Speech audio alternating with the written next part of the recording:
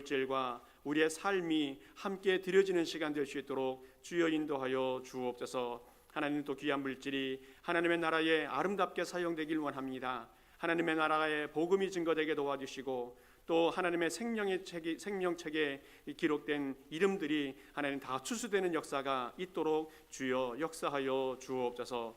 오늘도 자페나와 예배의 심령들 모든 삶을 주님이 축복하시고 날마다 풍성한 은혜로 덧입혀 주시옵소서. 감사함을 드리며 예수 그리스도의 이름으로 기도드립니다. 아멘. 네, 성경 말씀 함께 보겠습니다. 성경 말씀은 에베소서 6장 1절에서 3절까지입니다. 에베소서 6장 1절에서 3절까지. 우리 길지 않으니까요, 우리 같이 처음부터 끝까지 같이 한 목소리를 읽겠습니다. 같이 읽겠습니다. 시작. 자녀들아, 주 안에서 너희 부모에게 순종하라. 이것이 옳으니라. 내 아버지와 어머니를 공경하라. 이것은 약속이 있는 첫 계명이니 이로써 내가 잘되고 땅에서 장수하리라. 아멘. 지금으로부터 한 200년 전에 중국에 이제 선교를 하기 위해서 많은 선교사님들이 들어갔다고 합니다. 그 당시 중국은 유교 문화권에 있었기 때문에 선교사님들이 복음을 전하는 것이 굉장히 힘들고 어려웠던 것 같습니다. 왜 그런가 하면 기독교는 부모님을 섬기지 않는 종교로 오해되어졌기 때문에 그래요. 특별히 부모님 제사를 지내지 않았기 때문에 그런 오해를 사는데 충분한 조건이 되었던 것 같습니다. 자, 그래서 선교사님들과 교회에서 무엇을 할 것인가 고민하다가 새로운 전도지를 만들었다고 합니다. 그 내용을 살펴보게 되어지면 이렇게 되어 있어요. 기독교는 효의 종교입니다. 어느 종교보다도 가장 높은 효도를 강조합니다 라고 기록해 놓고, 그 뒤에다가 아주 무서운 말씀들을 몇 개 기록해 놓았어요. 출애굽기 21장 보게 되어지면 자기의 아버지나 어머니를 저주하는 자는 반드시 죽일지니라. 또 출애굽기 21장, 레위기 20장 보면 부모를 저주하는 모든 사람들은 모조리 쳐 죽여라. 또 신명기 21장에 보아도 패역한 자식, 부모의 말을 순종하지 않고 징계에도 듣지 않는 자는 공회에 끌고 가서 증거를 내놓고 돌로 쳐 죽여라. 패역한 자식은 죽여서 이스라엘의 악을 제거해야 된다는 말씀을 기록해 놓습니다. 이렇게 무서운 말씀을 써놓은 후에 그 뒤에는 긍정적인 예를 또 하나 기록해 놓았어요. 아브라함과 이삭의 이야기입니다. 하나님께서 아브라함에게 명령을 내려서 아브라함이 아들 이삭을 제물로 바치지 않습니까? 그때 아들 나이는 27살이고 아버지 나이는 127세입니다. 하나님께서 너를 하나님께 제물로 바쳐라 라고 말씀드렸다 라고 해서 내가 이혼을 한다 말할 때에 이 아들이 아버지 100세가 넘으셨으니까 도망하셨습니까? 하고 뿌리치고 도망가지 않았다는 겁니다. 아들은 아버지의 명령을 따라서 순종하고 공경하면서 제단 위에 올라갔고 아버지 말씀에 절대 순종했다는 겁니다. 기독교는 이런 종교입니다. 뿐만 아니라 예수 그리스도도 겟세마네 동산에서 기도하실 때에 내 뜻대로 마시고 아버지의 뜻대로 하옵소서 기도하였습니다. 기독교는 철저한 효도의 종교입니다 라는 전도지를 만들어 가지고 이제 전도하면서 복음의 문이 열리기 시작했다는 그런 이야기가 있습니다. 중국뿐 아니라 동양은 모두가 다 공자의 가르침에 영향을 받아서 효를 강조하고 효에 대한 이야기들을 많이 하고 있는 것 같습니다. 효는 인류의 보편 가치입니다. 그래서 어느 나라나 어느 사회를 가도 효를 강조하고 있습니다. 그래서 그런지 예수님을 믿지 않는 사람들이 더 효를 잘하는 것 같다는 그런 마음도 들기도 합니다. 어쨌든 예수님 믿는 것과 상관없이 효는 해야 된다는 보편적인 가치를 가지고 살아가고 있습니다. 자, 오늘은 어버이 주일 또 마더스데이를 맞이하게 되어지는데 모든 성도들은 다시 한번 이 날을 통해서 효가 무엇인가, 어떻게 할 것인가에 대해서 생각해보는 그런 시간이 되면 좋겠습니다. 그런데 어느 누구든지 이 날이 되면 한결같이 마음속에 부담을 느끼는 것은 마찬가지인 것 같습니다. 항상 마음속에 죄송한 마음이 있고 항상 가슴 한구석에 답답함이 또 가슴 아픔이 있는 것이 이 날이 아닌가 하는 생각도 들어집니다. 저도 항상 5월달이 다가오면 또 어버이 주일이 오면 부담을 가지고 강단에 서게 되어집니다. 항상 마음속에 죄송한 마음과 또 무거운 마음을 가지고 이 날을 지내는 것 같습니다. 어머님은 오래전에 돌아가셨고 또 아버님이 한국에 계시지만 명절 때 뭐 돈 몇 푼 보내는 거 이것이 전부인 나의 삶을 돌아보면서 나는 어떻게 이 어버이날을 지키고 있는가에 대해서 많은 반성도 또 생각도 하게 되어집니다. 자, 그럼에도 불구하고 하나님께서 오늘 우리에게 무엇이라고 말씀하시는지 하나님의 가르침을 배우고 그 뜻을 따라가는 것이 우리 믿는 자들의 도리가 아닌가 싶습니다. 먼저 오늘 성경에서 하나님께서 말씀하시는 것은 효는 하나님의 명령이다라고 말씀하고 있습니다. 하나님의 명령이다. 오늘 성경 말씀 속에서 너희 부모에게 순종하라, 내 아버지와 어머니를 공경하라 라고 말씀하고 있습니다. 오늘 성경에서 순종이라고 하는 말은 헬라 말로 귀를 기울인다, 또 말을 듣는다, 따른다, 그런 의미가 있습니다.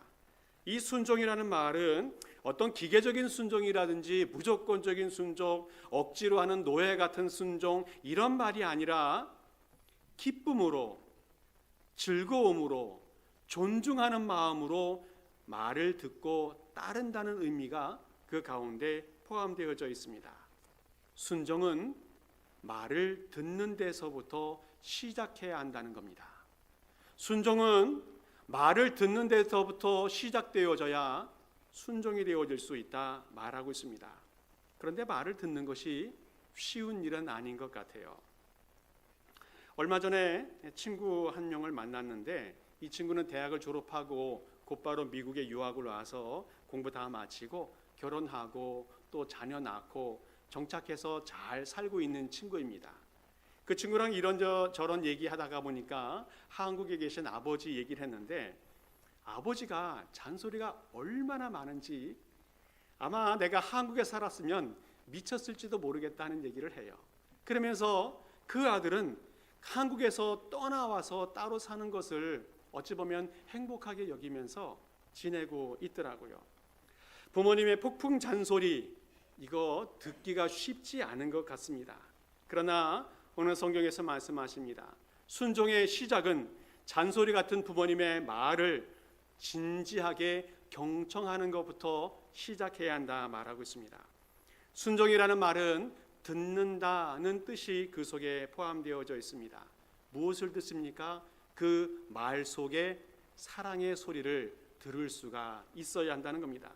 부모님의 그 사랑의 소리 속에서 하나님의 사랑의 소리를 들을 수가 있어야 된다는 겁니다. 부모님이 잔소리가 너무 많긴 하지만 그 잔소리 속에는 이 부모님이 숨겨놓은 부모님 그 잔소리 속에 숨겨놓으신 하나님의 어떤 본능이 있다는 것을 기억을 해야 한다는 겁니다. 어찌 보면 하나님께서 말씀하실 것들을 부모님이 대신 교훈한다 생각할 수 있어야 한다는 겁니다. 그래서 우리는 부모님의 말씀 속에 하나님의 음성을 들을 수 있는 그런 마음이 있어야 한다는 거예요. 부모님의 존재는 하나님의 마음과 또 하나님의 그 메시지를 전달해주는 하나님의 도구다라고 말하는 사람이 있습니다. 우리는 부모님의 말씀 속에서 하나님의 말씀을 들을 수가 있어야 합니다. 또 부모님의 고통 속에서 하나님의 그 고통을 느낄 수 있어야 하고 부모님의 눈물 속에 하나님의 눈물을 볼 수가 있어야 합니다. 부모님의 그 사랑 속에 하나님의 사랑을 느낄 수가 있어야 한다는 겁니다. 부모님 속에서 역사하시는 그 하나님의 역사를 볼 수 있어야 우리는 부모님에게 순종하고 공경할 수 있게 되어진다는 겁니다. 또 공경이라는 말은 헬라어로 티마오라는 말인데, 이 말은 사람에게만 사용하는 그런 용어라고 합니다. 어떤 일반적인 사랑이나 또 불쌍히 여기는 마음이 아니라 높이 섬긴다, 이런 의미가 그 가운데 담겨져 있습니다. 높이 섬긴다는 말은 아랫사람을 사랑하거나 또 비슷한 사람을 사랑하는 것이 아니라 높은 사람을 사랑하듯이 섬긴다는 의미가 있습니다. 그래서 공경한다는 말은 높이 섬긴다, 존경한다는 의미가 그 가운데 품어져 있습니다. 하나님은 부모님에게 순종하는 것을 뛰어넘어서 이제는 존중하고 공경하는 것을 강조해 주고 있습니다. 순종이 외적인 행동을 강조하는 말이라면 공경이라는 말은 내적인 태도를 강조하는 말입니다. 무슨 말인가 하면 부모님에게 몸으로 행동으로 순종하고 공경하지만 그 마음 깊숙한 곳에 마음 중심에서부터 순종과 존경의 마음이 나오게 해야 한다는 말씀을 해주고 있습니다.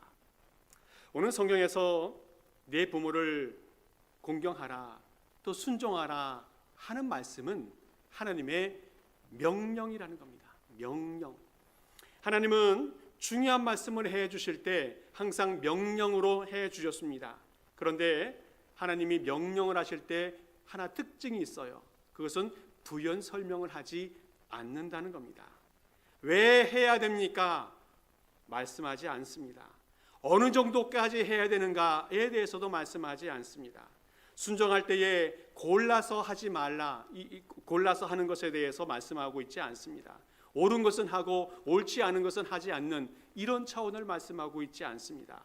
하나님께서 말씀하시는 것은 명령이기 때문에 무조건 순종해야 한다는 말씀을 해주고 있어요. 그래서 그런지 오늘 성경에서 틀린 것에 대해서는 어떻게 해야 됩니까? 질문하는 분들이 계셔요. 그래서 오늘 성경 보니까 주 안에서라고 하는 단서를 하나 붙여 놓았습니다. 그럼에도 불구하고 우리 주님 말씀하십니다. 더 강력하게 한마디 덧붙여 말씀하시는 것이 순종하라, 이것이 옳으니라. 오늘 주님께서 우리에게 명령으로 말씀하시는 말씀, 부모님의 말씀을 듣는 것, 또 부모님을 존경하는 것, 이것이 효의 시작이고 출발점이라는 겁니다. 효는 당연히 해야 되는 하나님의 명령이기 때문에 어떤 조건 달지 말고 다른 말 하지 말고 순종하고 공경하며 살아가는 우리 모든 성도 될 수 있기를 간절히 축복합니다. 또 하나 주님께서 우리에게 말씀하시는 것은 약속이 있는 첫 계명이니까 그 이후에 보상이 있다는 말씀을 해주고 있습니다. 효는 하나님의 명령이기 때문에 순종해야 한다는 말씀도 하고 있지만 오늘 본문에서는 약속이 있는 첫 계명이니까 순종을 해야 된다 말씀하고 있습니다. 오늘 십계명에는 크게 큰 두 돌판이 있는 것 알고 있습니다. 첫째 돌판에는 1번부터 4번, 4번까지 계명이 있고 둘째 돌판에는 5번부터 10번까지의 계명이 기록되어져 있습니다.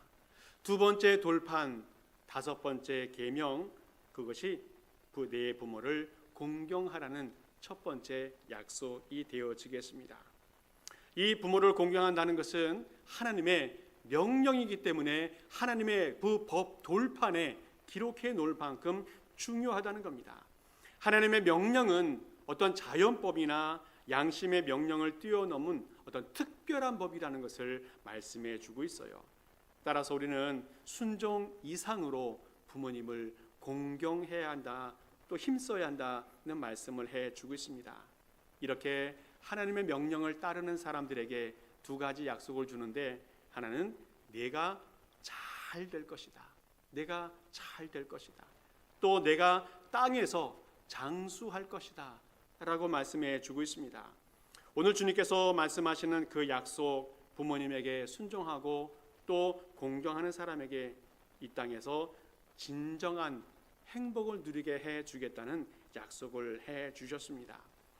이 말씀은 부모님을 공경하고 순종하는 사람이 자동적으로 출세하고 장수하고 모든 것이 잘 된다고 하는 그런 말씀을 해주는 것은 아닙니다. 오늘 주님께서 말씀하시는 말씀은 부모님과 건강한 관계, 좋은 관계를 맺고 살아가는 사람은 사회에서도 성공하게 되어지고 건강한 삶을 살아갈 수 있는 가능성이 매우 높다는 겁니다. 심리적으로도 마음의 안정감을 얻게 되어지고 내적 평안을 누리는 사람이 되어서 어떻게든지 잘 살아갈 수 있게 되어진다는 말씀을 해주고 있어요. 오늘 성경에서 장수할 것이라는 말씀은 아주 상식적으로 또 합리적으로 되어질 수 있다는 것을 주님께서 말씀해 주고 있어요. 비슷한 조건에 있는 사람들을 비교해 본다면 부모님을 더 공경하는 사람이 훨씬 더 질 높고 또 성공적인 삶을 살아갈 수 있다는 겁니다. 미국의 플로리다를 가면 해변가에 아주 근사한 식당이 하나 있다고 합니다. 그 식당 입구에는 어떤 여인 사진이 하나 걸려 있는데 그 사진은 그 식당 주인 집사님의 어머님 사진이라고 합니다. 그 식당 주인 집사님은 아버지가 일찍 돌아가셔가지고 이제 타주에 살다가 플로리다도 이사를 갔는데 거기서 해변가에다가 이제 식당을 하나 차리고 이제 운영을 하기 시작을 합니다. 정성과 또 심성을 다해서 손님들을 섬기다 보니까 그 식당이 점점점 번성하게 되어졌습니다.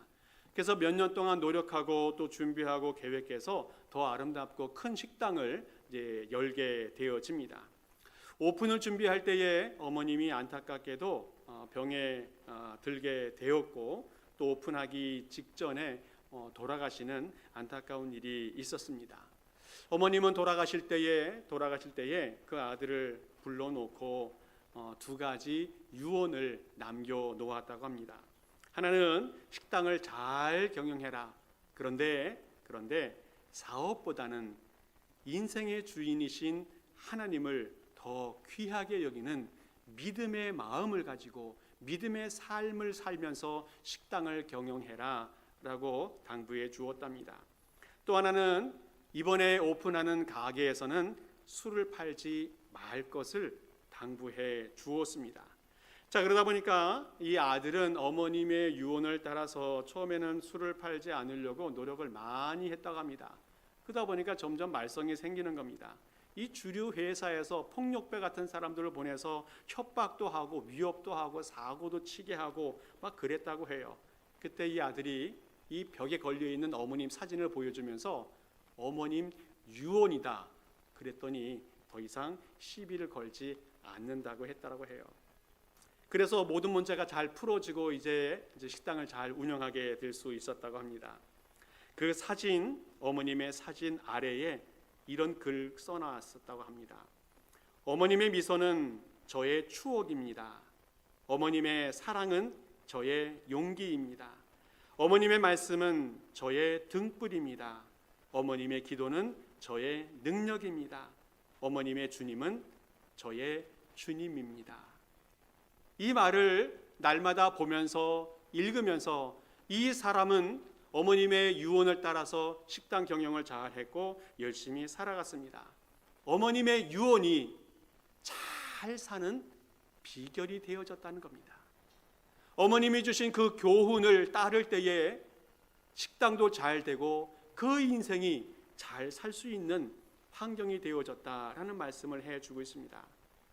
종종 사람들은 부모님을 섬기라 말씀하면 하나님에게 어떤 유익이 있을까 생각하는 사람들도 있습니다. 그러나 그렇지 않습니다. 하나님은 우리에게 주신 모든 계명들은 하나님이 득보자고 만든 것도 아니고 하나님이 좋아하시기 때문에 하신 것도 아니라는 것을 우리는 기억을 해야 합니다. 하나님 우리에게 이런 말씀들을 주신 것은 하나님이 우리를 창조하셨기 때문에 우리가 어떻게 살아야 또 우리가 어떻게 해야 행복하게 살아갈 수 있는지 그 원리를 너무너무 잘 알고 있기 때문에 이런 교훈을 주시고 계시다는 겁니다. 하나님은 우리를 너무너무 잘 알고 계시고 우리가 어떻게 살아야 행복하게 복되게 건강하게 살아갈 수 있는지 그 길을 아시기 때문에 그 길을 가르쳐 주고 계시다는 것을 기억해야 한다는 겁니다. 누가 행복한 사람인가?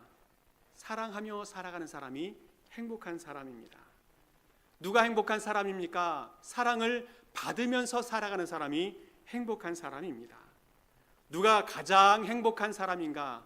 가까운 사람에게 사랑하며 살아가는 사람이 행복한 사람입니다.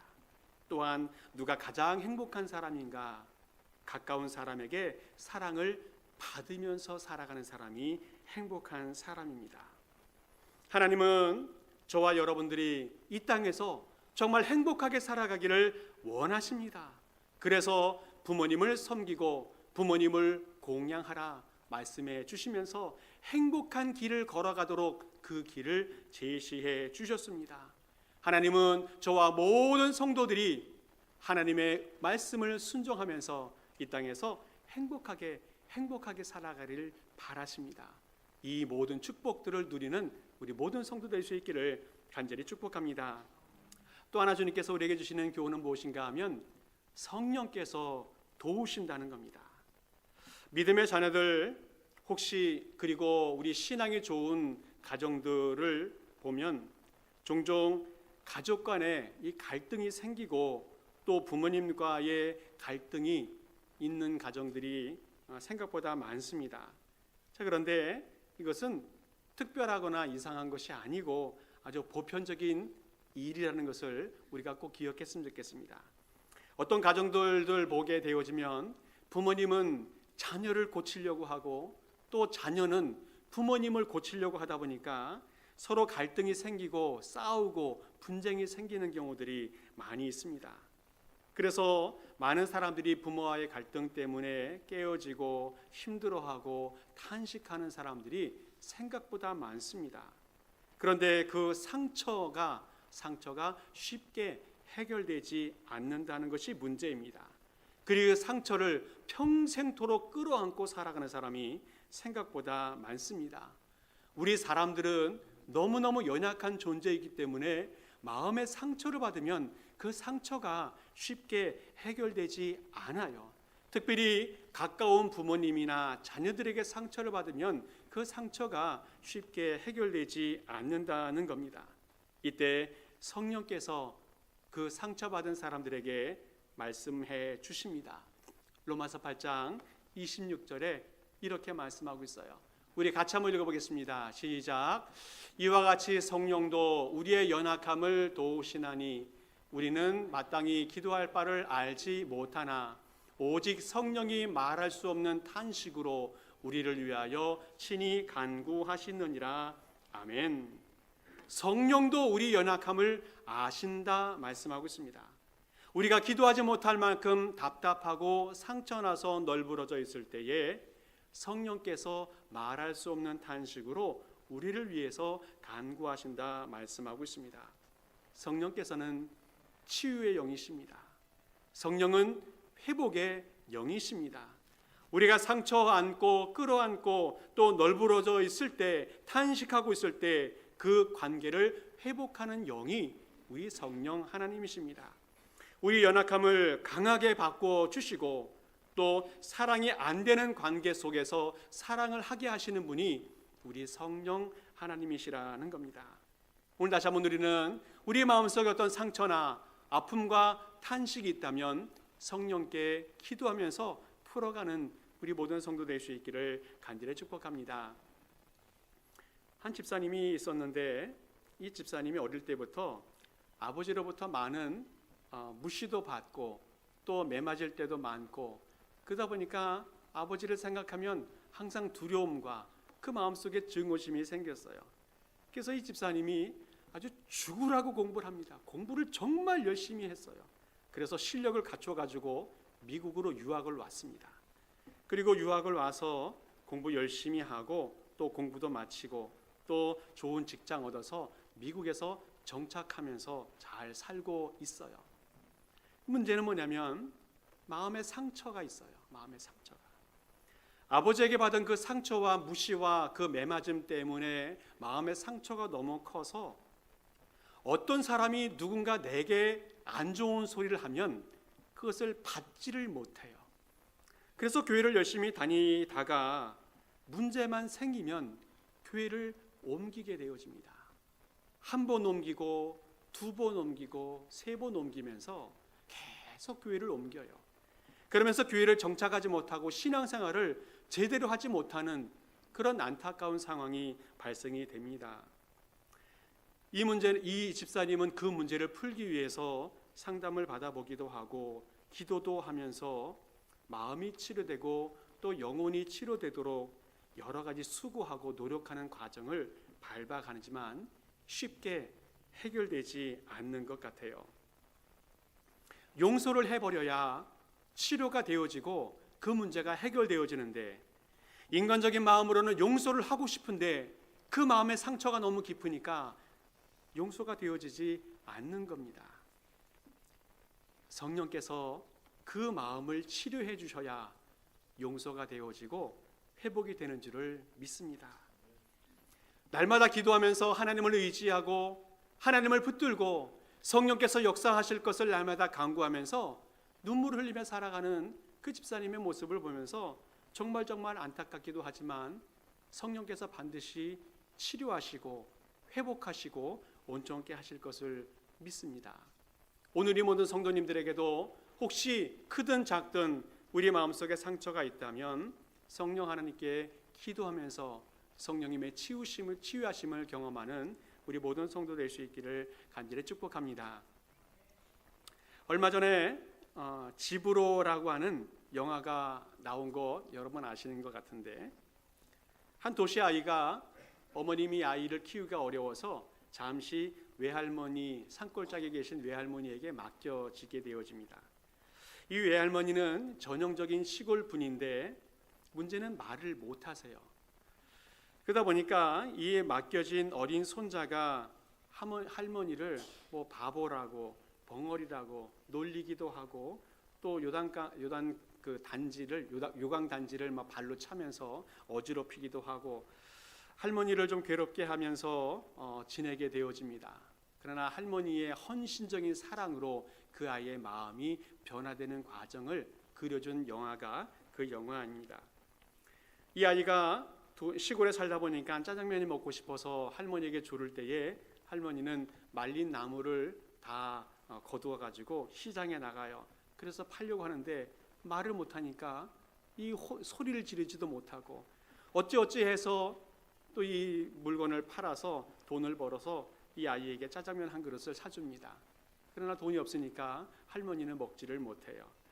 또 아이가 초코파이를 먹고 싶어 해서 그 초코파이를 사주었는데 시장에서 집으로 돌아가야 되는데 차비가 부족해요. 아이는 버스를 태워서 집으로 보내주고 할머니는 걸어서 집에 갑니다. 아시겠지만 할머니는 허리가 완전히 구부러진 꼬부랑 할머니인데 그 지팽이를 짚고 집으로 가요. 이런 경험들을 한 번, 두 번 겪어가면서 아이는 할머니의 사랑을 알게 되어집니다. 그리고 서울에 갈 때에 할머니에게 두 가지 말을 가르쳐 주어요. 아파요, 보고 싶어요. 그래서 이 글을 써서 편지를 나에게 보내주면 내가 곧바로 달려오겠습니다. 이 아이가 할머니에게 마지막 말을 남기고 울면서 엄마를 따라갑니다. 어릴 때는 미숙할 때는 부모님이나 할머니의 사랑을 알지 못하지만 인간은 영물입니다. 그래서 감동을 받으면 알게 되어지는 것 같아요.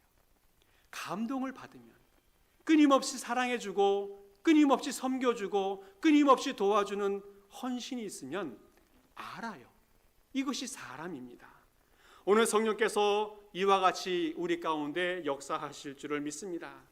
지금까지 우리는 가까이 한다는 이유 때문에 또 익숙하다는 이유 때문에 주변 사람들에게 서슴없이 상처를 주기도 하고 무시하기도 하고 또 무관심을 보이기도 했던 것이 있었다면 이제 성령께 기도하면서 치유되기를 간구해 볼 수 있기를 바랍니다. 성령께서 생각나게 해 주실 것입니다. 보고 싶어 하게 해 주실 것입니다. 찾아가게 해 주실 것입니다. 그래서 깨어진 관계를 회복하게 해주시고 치유하게 해주실 것입니다. 마음이 깨어지고 영혼이 깨어졌다 이 문제, 이것은 몸이 회복되는 것보다 더 힘들고 어려운 과정이 필요하다는 겁니다. 오직 성령 하나님의 치유하심과 인도하심이 있어야만 그 문제가 해결될 수 있다는 거예요. 오늘 우리는 부모님을 공경하고 또 순종하는 모든 과정 속에서도 성령의 인도하심이 있어야 가능하다는 사실을 꼭 기억하면서 성령께 기도하면서 그 일을 수행해가면 좋겠습니다. 에베소서 4장 말씀 읽어보겠습니다. 함께 읽겠습니다. 시작. 평안에 매는 줄로 성령이 하나 되게 하신 것을 힘써 지키라. 성령께서는 우리의 가정과 우리 공동체를 사랑해 주셔서 하나 되게 하는, 평안으로 하나 되게 하는 능력을 주셨습니다. 그리고 그렇게 역사해 주시고 계십니다. 우리의 노력과 수고로는 평안을 만들어가기가 너무너무 어렵습니다. 우리의 가정을 지켜내는 것이 너무너무 어렵습니다. 요즘 뉴스를 보게 되어지면 가정을 파괴시키는 범죄들이 얼마나 많은지 알 수 없습니다.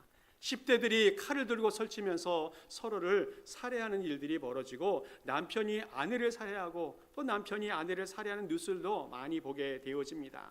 그러나 성령께서 역사하시면 외부의 범죄들도 다 지켜주실 줄을 믿습니다. 성령께서 역사하시면 우리 내부적인 갈등과 분열들도 치료하시고 회복해 주시는 줄을 믿습니다. 오늘 우리는 우리의 가정과 우리 공동체를 지킬 수 있는 분은 우리 하나님, 성령 하나님밖에 없다는 것을 기억하면서 주님을 의지하고 믿고 기도하며 살아가는 우리 모든 성도 될 수 있기를 축복합니다. 말씀을 정리합니다. 오늘은 어버이 주일이고 또 마더스데이를 맞이합니다. 하나님이 명령하셨습니다. 부모님의 말씀에 순종하라, 꼭 공경하면서 살아가라 말씀해 주셨습니다. 이 말씀을 잘 순종하고 실천하시면서 하나님께서 우리에게 약속하신 장수의 축복도 누릴 수 있기를 축복합니다. 이 날이 부담이나 회피의 날이 아니라 사랑과 축복의 날이 되면 좋겠습니다. 그리고 온 가정이 행복해지는 계기가 될 수 있기를 간절히 축복합니다. 함께 기도하겠습니다. 사랑의 아버지 하나님, 감사를 드립니다. 우리 모두가 다 부모님을 통해서 이 땅에 태어나게 하시니 감사를 드립니다. 이제는 하나님의 명령을 따라서 부모님께 순종하고 부모님을 공경하는 거룩한 삶을 살아가게 하옵소서. 그리고 하나님의 약속에 따라 장수의 축복도